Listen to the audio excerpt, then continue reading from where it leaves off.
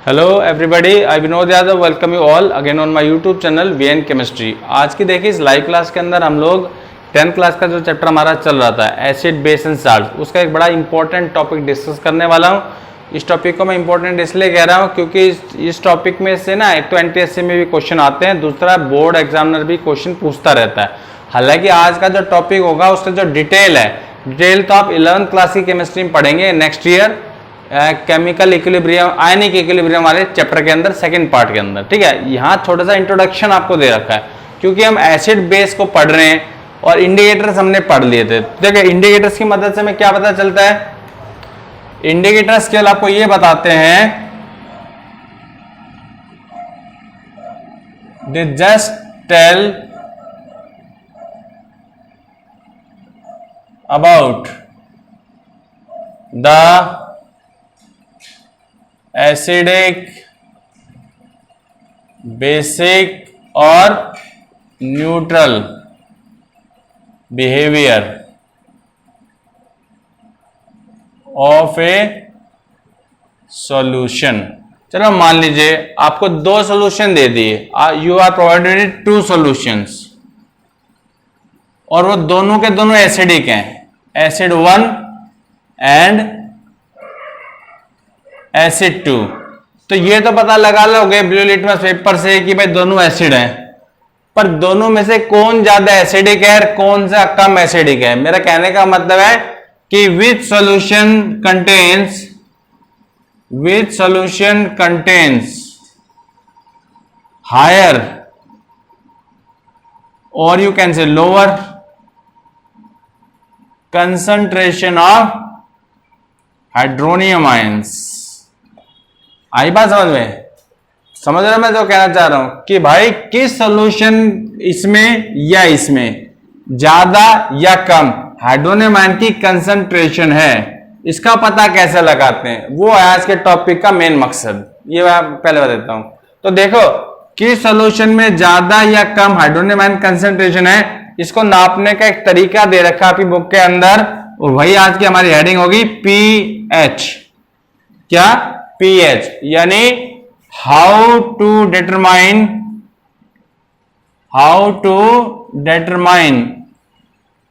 अब इसका मतलब है यही है कि कौन से सॉल्यूशन में ज्यादा है, हाउ टू डिटरमाइन एसिडिक और basic behaviour of a solution. तो ये हमारी हेडिंग रहेगी आज की पीएच। क्या रहेगी? पीएच। तो आज की हेडिंग है पीएच। देखो पीएच का फुल फॉर्म होता है पोटेंज डी हाइड्रोजन। पोटेंज जो है जर्मन भाषा का शब्द है,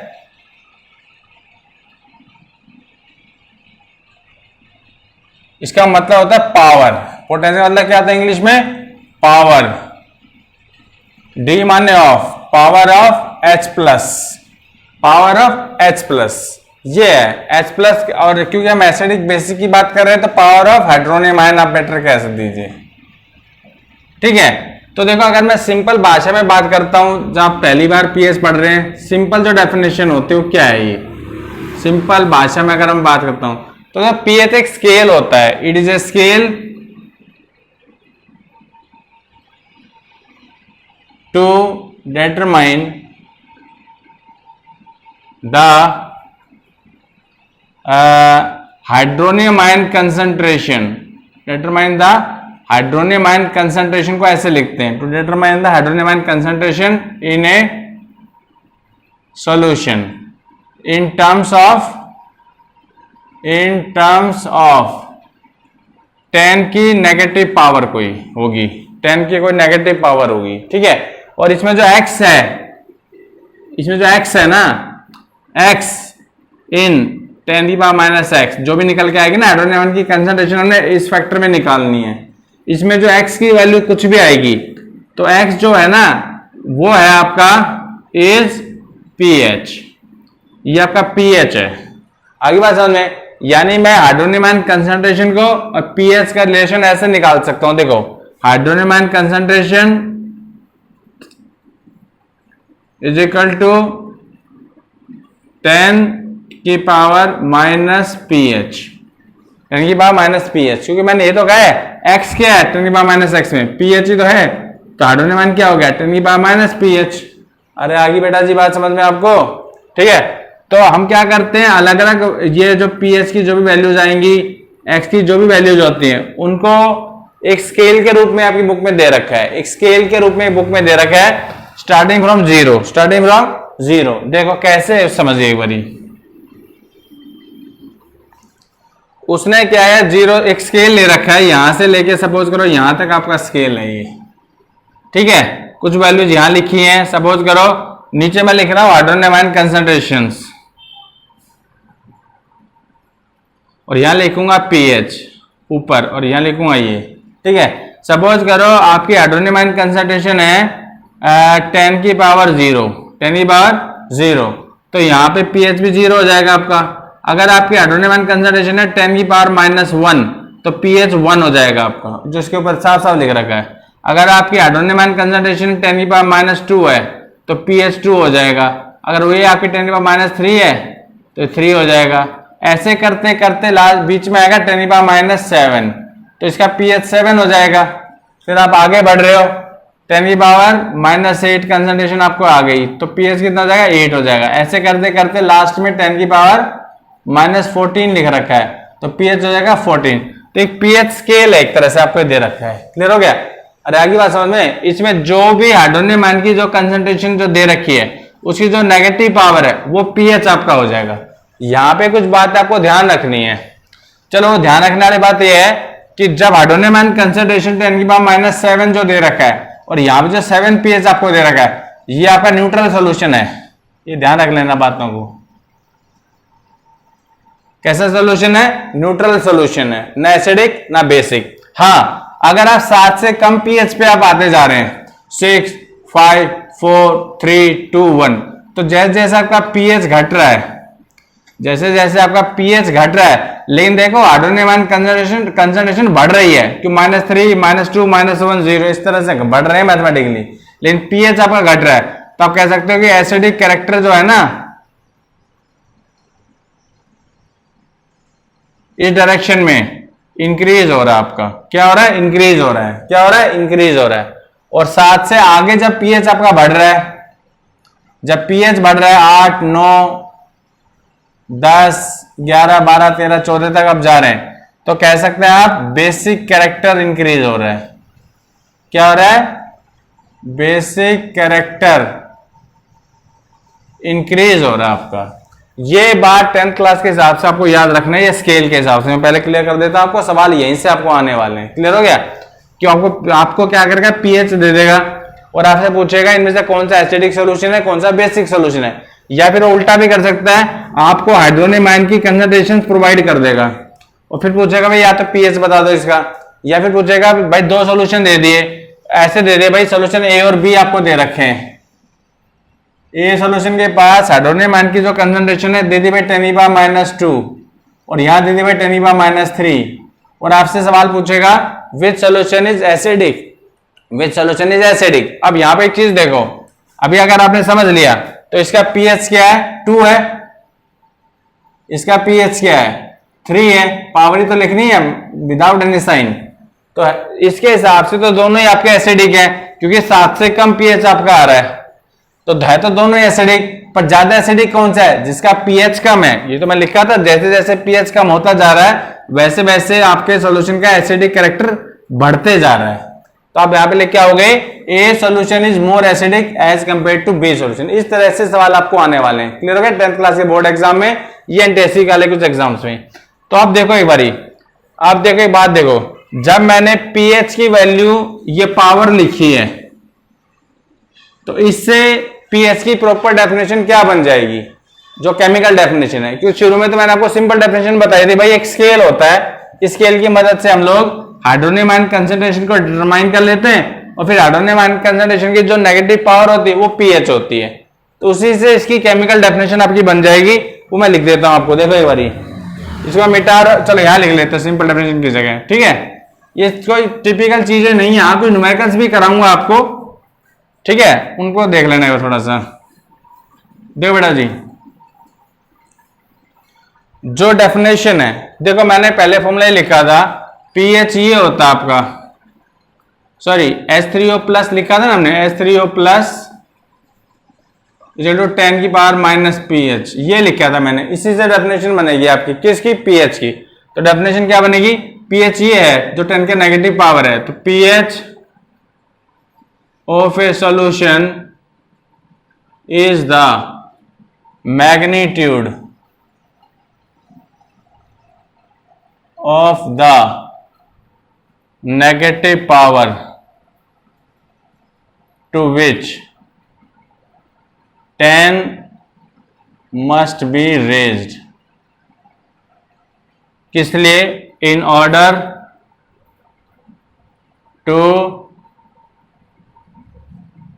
determine the hydronium ion concentration of a solution। अगर कोई pH आपको डिफाइन करने को देगा तो आपको ये डेफिनेशन लिख के आनी इस फॉर्मूला के साथ। पहले मैं क्लियर कर देता हूं, ठीक है जी।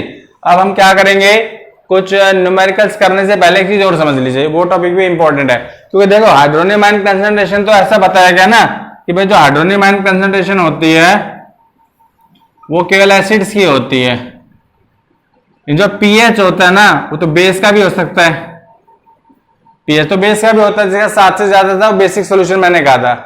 तो भाई बेस के केस में पीएच कैसे निकालेंगे, क्योंकि पीएच का फॉर्मूला तो ये होता है आपका हाइड्रोनियम आयन कंसंट्रेशन की पावर, ओके। तो इसका मतलब बेस के पास भी हाइड्रोनियम आयन कंसंट्रेशन निकालने पड़ेंगे हमें, उसके लिए एक फॉर्मूला होता है, वो थोड़ा आपको याद रखना पड़ेगा, आयोनिक प्रोडक्ट ऑफ वाटर। क्या याद रखना पड़ेगा, आयोनिक प्रोडक्ट ऑफ वाटर। तो उसको देख लीजिए थोड़ा सा, देखो मैं एक हेडिंग डाल रहा हूं, ग्रीन पेन से हेडिंग लिख देता हूं, आयोनिक प्रोडक्ट ऑफ वाटर। इसकी मदद से बेस का पीएच निकालना आपके लिए आसान हो जाएगा। आयनिक प्रोडक्ट ऑफ वाटर का सिंबल होता है के के नीचे W लिखना आपने, ये सिंबल है, ठीक है। देखो किसी भी सॉल्यूशन में, चाहे वो एसिडिक हो चाहे वो बेसिक हो, क्लियर हो गया, चाहे वो न्यूट्रल हो, कोई भी सॉल्यूशन हो, all solution contains concentration of H plus and concentration of OH negative equal to 10 की पावर माइनस 7। ये ध्यान रख लेना, कितना होता है 10 की पावर माइनस 7। तो इन दोनों का जो मल्टीप्लीकेशन होता है, यानी H प्लस OH नेगेटिव का मल्टीप्लीकेशन, वो कितना हो जाएगा, वो हो जाएगा आपका K 10 की पावर माइनस 14। क्यों, H प्लस कितना लिखना है, 10 की पावर माइनस 7 की पावर, OH भी इतना ही है 10 की पावर माइनस 7, तो इतना तो आंसर आएगा आपको।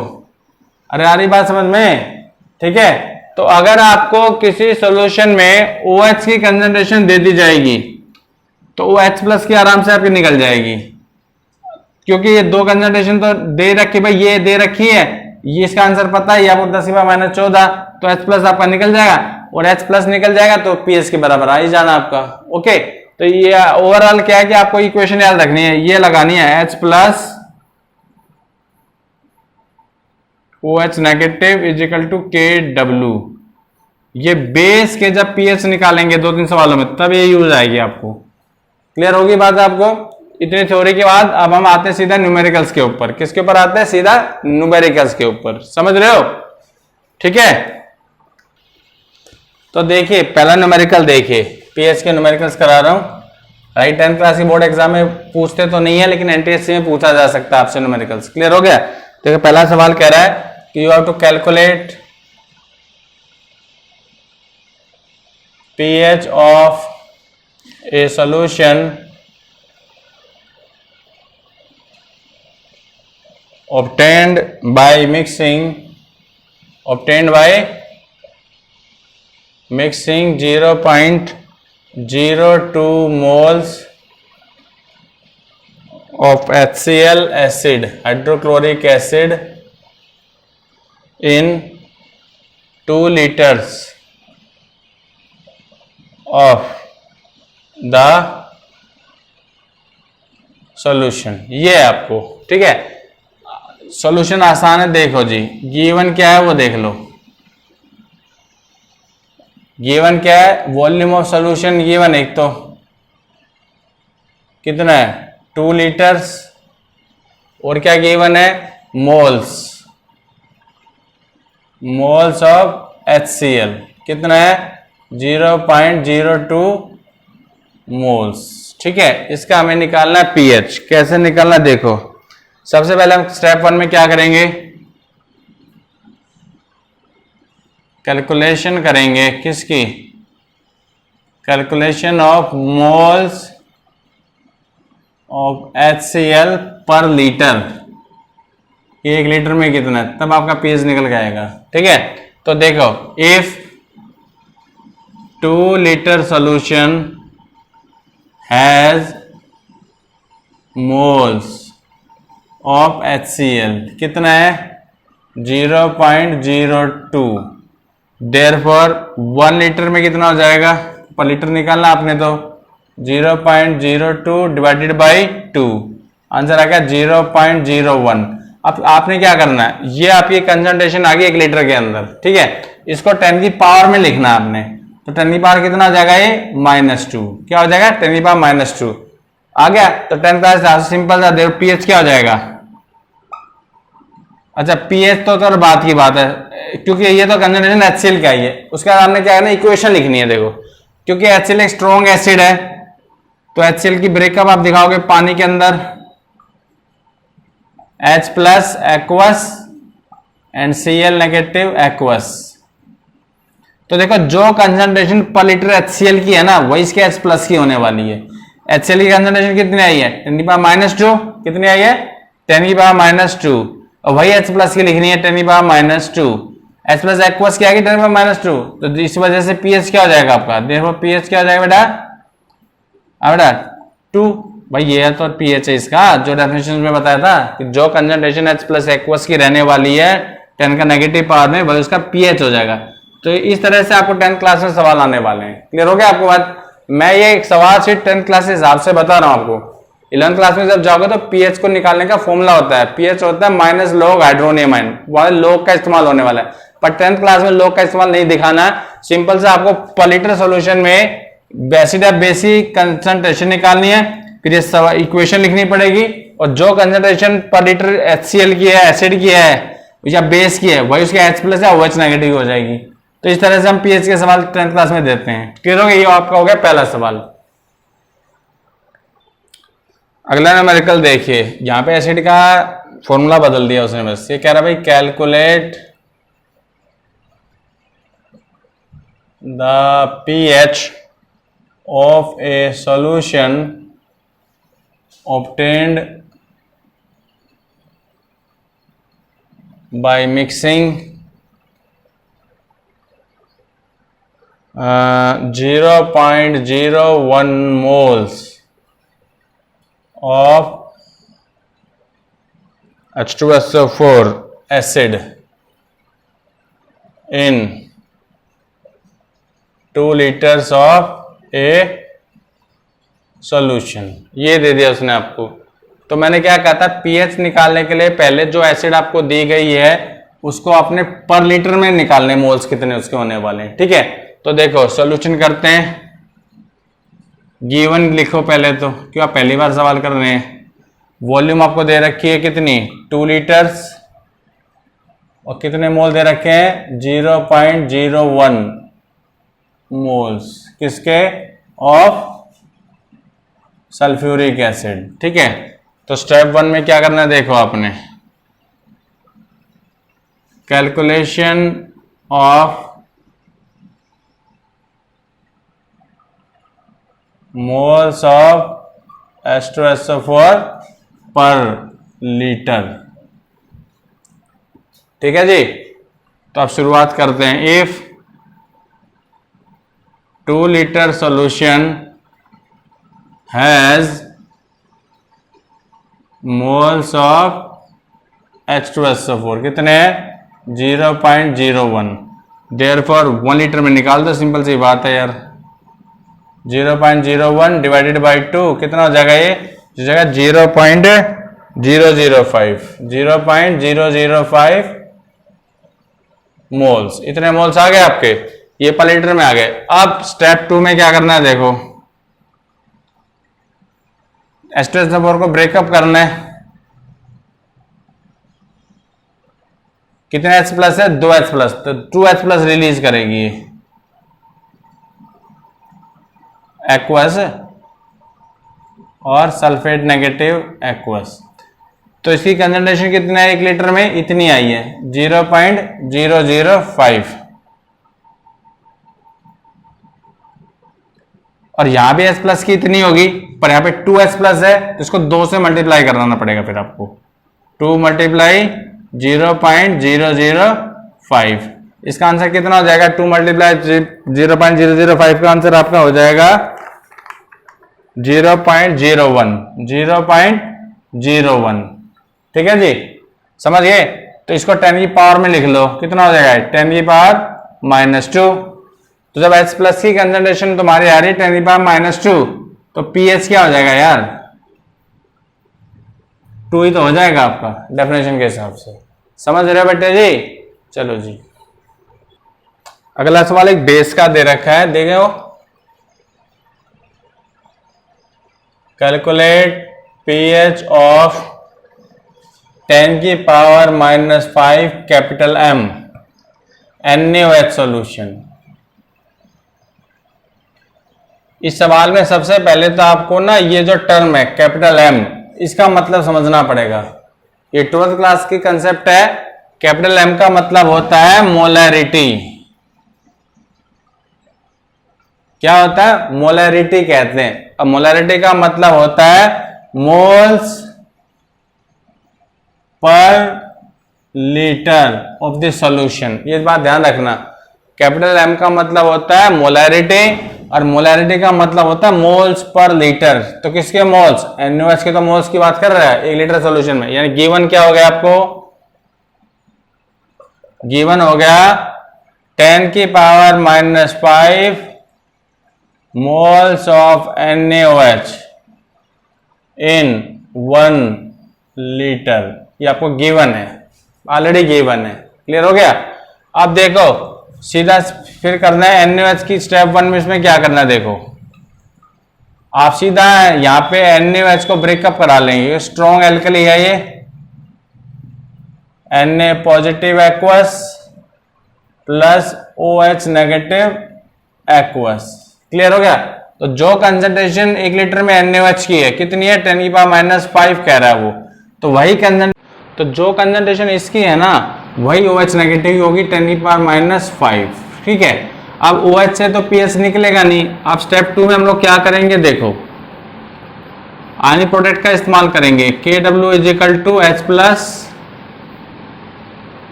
OH negative. Kw की वैल्यू होती है 10 की पावर -14। H प्लस निकालना है कि pH आपको निकालना है। OH आपका आ गया 10 की पावर -5। तो यहां से H प्लस की कंसंट्रेशन क्या हो जाएगी, देखो ध्यान से इसको ना, 10 की पावर -14 डिवाइडेड बाई 10 की पावर -5। इसका आंसर आ गया 10 की पावर -9। तो pH क्या हो गया बेटा जी, 9। सिंपल सी बात है यार। क्लियर हो गया। एक ऐसा एक सवाल हो रहा है छोटा सा, यही कर लेते हैं। देखो इस जगह में आराम से आपका हो जाना चाहिए। क्वेश्चन नंबर 4th, देखो he is giving you have to calculate pH of a 0.01 capital M KOH solution. वैसे सिंपल आपको सवाल आने और टिपिकल सवाल नहीं आने वाले। ठीक है। तो देखो यहां पे सीधा दे दिया भाई moles per litre of KOH, तो पर लीटर दे दिया आपको। तो सीधा यहाँ पे गिवन गिवन का चक्कर तो ऐसे कुछ पड़ेगा नहीं। यहाँ पे सिंपल सा आप स्टेप 1 से शुरू कर देंगे। QH का ब्रेकअप कर लीजिए, एक्वस सॉल्यूशन को K प्लस एक्वस और OH नेगेटिव एक्वस में। क्लियर हो गया आपको। तो KOH की 1 लीटर में कंसंट्रेशन दे रखी 0.01। आप चाहें तो यहीं पे इसको 10 की पावर कर लेना -2। ओके, तो वही कंसंट्रेशन जो इसकी है वही OH नेगेटिव की होगी 0.01 या 10⁻²। ओके, दोबारा फिर KW का इस्तेमाल करेंगे। किसका इस्तेमाल करेंगे? KW का ही। फॉर्मूला याद पुट करेंगे आप। KW क्या होता है? H plus multiply OH negative. KW की वैल्यू फिक्स है 10⁻14। H प्लस आपको निकालना है क्योंकि pH आपको निकालना है, और OH नेगेटिव आपका है 10⁻²। तो यहां से H प्लस क्या हो जाएगा? 10⁻14 divided by 10⁻² is equal to 10⁻12। तो pH क्या हो गया भाई? 12। सिंपल सिंपल से सवाल है, कोई टिपिकल सवाल नहीं है आपके, ठीक है। बस एक सवाल और, फिर हम CBSE क्वेश्चंस के ऊपर आपके साथ डिस्कस करेंगे। तो देखिए आखिरी सवाल एक और देख लीजिए, क्वेश्चन नंबर 5। ये कह रहा है हाउ मैनी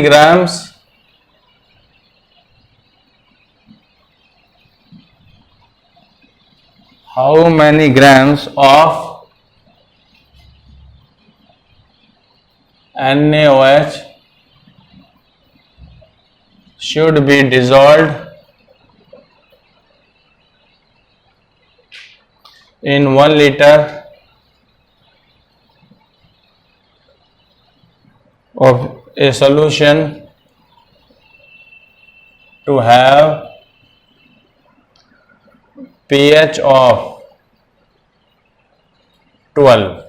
कि pH 12 का सॉल्यूशन बनाना है तो उसमें कितना NaOH आपको डिसॉल्व करना है, ये काम करना आपने। देखो आसान सा सवाल है, समझना इसको स्टेप वाइज। गिवन क्या है? pH गिवन है कितना? 12। तो देयरफॉर जब pH 12 दे रहा था, हाइड्रोनियम आयन कंसंट्रेशन क्या हो जाएगी इसकी? वो जाएगी 10⁻12। अगर आपको डेफिनेशंस वगैरह ध्यान है तो उन चीजों का, ठीक है बेटा जी। अब यहां पे हम क्या करेंगे? KW का यूज करेंगे। क्यों करेंगे? क्योंकि NaOH का करना काम तो हमने। H plus OH negative. KW की वैल्यू फिक्स है 10⁻14। H प्लस आपको दे रखा है 10⁻12, और OH नेगेटिव निकालना हमने। तो OH नेगेटिव क्या हो जाएगा बेटा जी? 10⁻14 डिवाइडेड बाई 10/12, आंसर आ गया 10⁻2। तो यहां तक कंसंट्रेशन निकाल लिया आपने, कैपिटल M आपका आ गया। OH की कंसंट्रेशन कितनी आ रही है? 10⁻2। अब क्यों NaOH एक स्ट्रॉन्ग एल्कली है, तो अगर ये तो होगी स्टेप 1 आपकी एक तरह से, ठीक है। अब स्टेप 2 में क्या करना है? देखो आपको NaOH को ब्रेकअप करना है। Na प्लस एक्वस और OH नेगेटिव एक्वस। तो जैसे मैं पहले कहता आ रहा था कि जो कंसंट्रेशन इसकी होगी वही कंसंट्रेशन OH की होगी। अब यहां पे हमने पहले OH की कंसंट्रेशन निकाल ली है, वो आ रही है 10⁻2। तो वही कंसंट्रेशन NaOH की होगी 10⁻2। ये बात समझ में आई कि नहीं? पहले बताइए मेरे को आप, ठीक है जी। यानी आप लिख सकते हैं that is concentration of NaOH is equal to concentration of OH, जो आ रही 10⁻2, कैपिटल M लिख देना अभी यहाँ पे, मोल्स पर लीटर। यानी NaOH की कंसंट्रेशन आ गई मोल्स पर लीटर। मुझे इसका मास निकालना है, और ये मोल्स तो आ ही गए आपके। तो अब यहाँ पे स्टेप नंबर 3 में आप क्या करोगे? मोल कंसेप्ट लगाओगे यूजिंग मोल्स। मोल का फॉर्मूला क्या होता है? Mass upon molar mass. अरे आगे बेटा जी समझ में? तो मोल कितने आ रहे हैं आपके? 10⁻2। मास आपको निकालना है, x मान लिया, मोलर मास फॉर्मूले से निकाल लो, 40 आएगा। 23 सोडियम का एटॉमिक मास, 16 O का एटॉमिक मास, 1 H का एटॉमिक मास, ऐड करके आएगा 40। तो देयरफॉर x क्या हो जाएगा आपका? 40 मल्टीप्लाई 10⁻2 मोल्स। इस तरह से ये तो मोल्स, सॉरी मास है, तो ग्राम्स में आएगा, सॉरी ग्राम्स। अरे आगे बात समझ में बेटा जी, 40 मल्टीप्लाई 10⁻2 ग्राम्स। ओके, तो इस तरीके से हम सवालों को सॉल्व करते हैं अगर न्यूमेरिकल्स आपको पूछेगा तो। अब देखिए मैं आपके साथ कुछ बोर्ड के क्वेश्चंस डिस्कस करने वाला हूं, बोर्ड के, ठीक है। पहला सवाल देखो, यूं कह रहा है कि अगर आप किसी सॉल्यूशन में हाइड्रोनियम आयन की कंसंट्रेशन को इंक्रीज करेंगे, हाइड्रोनियम आयन कंसंट्रेशन को इंक्रीज करेंगे, तो what is the effect on the pH of the solution. जब हाइड्रोनियम आयन बढ़ रहे हैं इसका मतलब सॉल्यूशन में एसिडिक कैरेक्टर बढ़ रहा है, और अगर एसिडिक कैरेक्टर बढ़ रहा है तो इससे पीएच की वैल्यू क्या हो रही है, इट विल डिक्रीज। आपको सिंपल आंसर लिख के आना है, पीएच विल डिक्रीज। ओके, ये आपका 2009-10 में पूछा गया सीबीएसई बोर्ड एग्जाम में क्वेश्चंस। अगला क्वेश्चन देखो, ये कह रहा है जो ताजा दूध होता है फ्रेश मिल्क, उसका पीएच 6 होता है, और जब दूध से दही बनता है, दही खट्टा होता है एज कम्पेयर टू दूध, तो पीएच की वैल्यू क्या हो जाती है, पीएच की वैल्यू विल डिक्रीज। क्यों? Because curd has more lactic acid as compare to fresh milk. Is that clear? अगला सवाल, अगले सवाल में क्या कर रहा है, आपको दो एसिड दे रहा है HCl और CH3COOH। यूं पूछ रहा है इनमें से स्ट्रॉन्ग एसिड कौन सी है, तो स्ट्रॉन्ग एसिड कौन सी है, HCl hydrochloric acid, because it will dissociate to complete H plus aqueous and Cl negative aqueous, और ये सिंगल एरो से आपको डिनोट करके दिखा देना उसको। जबकि जो आपकी दूसरी एसिड है उसमें COOH ग्रुप आ रहा है, तो COOH ग्रुप अगर आ रहा है इसका मतलब वो वीक एसिड की कैटेगरी में आपकी आ जाएगी। ठीक है, तो सवाल ऐसे पूछ सकता है कि इन दोनों एसिड्स के अंदर H3O प्लस की कंसंट्रेशन किसमें ज्यादा है, किसमें ज्यादा है, जो स्ट्रॉन्ग एसिड है। स्ट्रॉन्ग एसिड कौन सी है, HCl। ठीक है बेटा जी। अगले सवाल में कह रहा है आपको दो सॉल्यूशन दे गए ए और बी, ए का पीएच 3 है और बी का पीएच 5 है, दोनों एसिडिक है। लेकिन सवाल अब ये पूछ रहा है कि इन दोनों सॉल्यूशंस के पास कौन से सॉल्यूशन में हाइड्रोनियम आयन की कंसंट्रेशन ज्यादा है, किसमें ज्यादा होगी, जो ज्यादा एसिडिक है। ज्यादा एसिडिक कौन से वाला है, ए, जिसका पीएच 3 है, जिसका पीएच कितना है 3। ओके, कि वो ज्यादा एसिडिक है। अगला क्वेश्चन में क्या कर रहा है, तीन सॉल्यूशन दे रहा है ए बी सी, ए का पीएच 6 दे दिया, बी का पीएच 2 दे दिया, सी का पीएच 10 दे दिया। यूं पूछ रहा है इन तीनों में से सबसे ज्यादा एसिडिक कौन सा है, सबसे ज्यादा एसिडिक कौन सा होगा, जिसका पीएच सबसे कम होगा। सबसे पीएच कम कौन से वाले का है, सॉल्यूशन में बी वाले का दे रखा है सबसे कम 2, इट इज हाईली एसिडिक, इसलिए वजह से उसका पीएच सबसे कम होगा। इन तीनों में बेसिक कौन सा है, सी, क्यों, उसका पीएच 10 आपको दे रहा है, कितना दे रहा है, 10 आपको दे रहा है। फिर अगला कह रहा है इन तीनों सॉल्यूशंस में से कौन सा सॉल्यूशन जो है रेड लिटमस को ब्लू कर देगा। रेड को ब्लू कौन करते हैं, बेस करते हैं, और बेस एक दे रखा है सी, जिसका पीएच कितना दे रहा है 10। तो ये तो हो गया आपका पीएच से रिलेटेड आप कैसे एसिडिक बेसिक सॉल्यूशन को डिटरमाइन कर सकते हैं। एक छोटा सा टॉपिक और है, यूनिवर्सल इंडिकेटर करके दे रखा है आपकी बुक के अंदर। देखिए आपकी बुक के अंदर एक ऐसा चार्ट दे रखा होगा जिसमें कुछ कलर्स दिखा रखे हैं। एक इंडिकेटर होता है यूनिवर्सल इंडिकेटर। ओके, जब इंडिकेटर के ऊपर आप अलग अलग पीएच सॉल्यूशंस, अलग अलग सॉल्यूशन जिनका पीएच अलग अलग है, उनको जब डालोगे तो जो कलर्स आपको दिखा रहा है, डार्क रेड से वॉयलेट होता हुआ जा रहा है, वो dark red, red, light red, blue, yellow, dark yellow, green, dark green, bluishness बढ़ती जा रही है, वॉयलेट तक वो जा रहा है। तो जितना भी पीएच होगा सबके लिए कलर बता रहा है। जैसे डार्क रेड का पीएच वो 0 दिखा रहा है, 1 से भी कम।